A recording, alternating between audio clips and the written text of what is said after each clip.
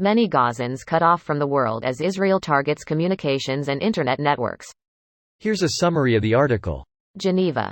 The Israeli forces' targeting of the internet and communications networks in the Gaza Strip as part of their continuous military attack for the ninth day is utterly worrying, Euro-Mediterranean Human Rights Monitor said today in a statement.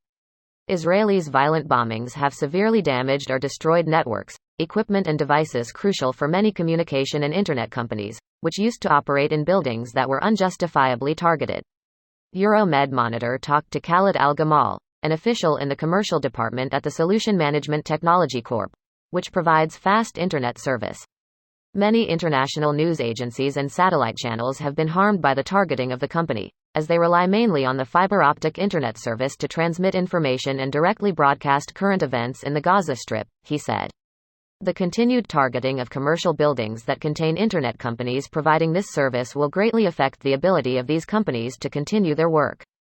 The continuous bombing of streets and residential neighborhoods inflicted severe damage on the wires and cables connected to entire residential squares, Al-Jamal stressed. Internet and communications company Fusion announced in a statement viewed by Euromed Monitor that the bombing which targeted the Al Jafara Tower last Wednesday has left thousands in Gaza without internet. Israel deliberately inflicts heavy and direct material losses towards basic services, including the internet and communication services. This post received a score of 45,000, with an upvote ratio of 84%. Here are the top comments in response to this article. I've followed the situation closely over the last week, like glued to Telegram channels and social media feeds. The amount of content coming out of Gaza has dropped significantly in the last few days. It is worrying. Edit. Since people are asking, the main channels I use are posted in a pinned list on r/n_n_n. They're mostly English language, with some Arabic ones that can be translated with a bot.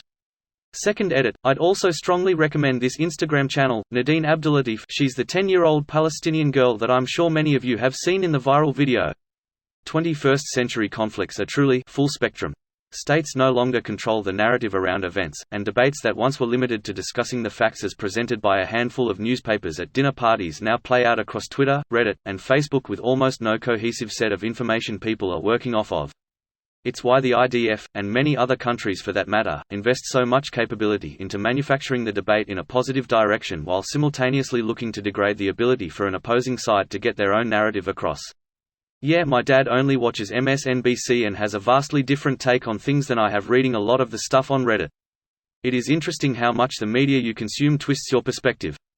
Edit. For some reason people seem to be assuming I think my dad's perspective is wrong or my own perspective is not twisted.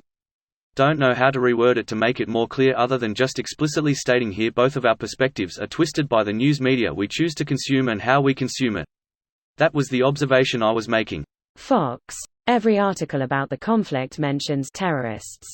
CNN article talks up Biden as someone who can single-handedly fix it. MSNBC again, giving Biden credit for applying the pressure which will resolve the conflict. Newsmax. I don't have my blood pressure medicine, so I'm not going to read that article.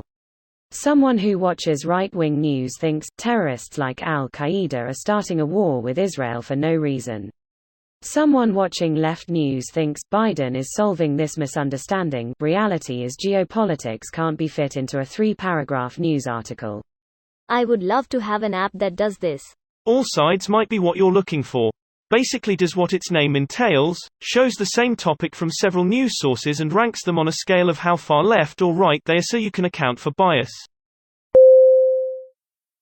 This video was automatically created by Reddit to speech. The article and comments in this video were selected from Reddit according to their upvotes, and any paraphrasing was performed by smmry.com, without any human intervention.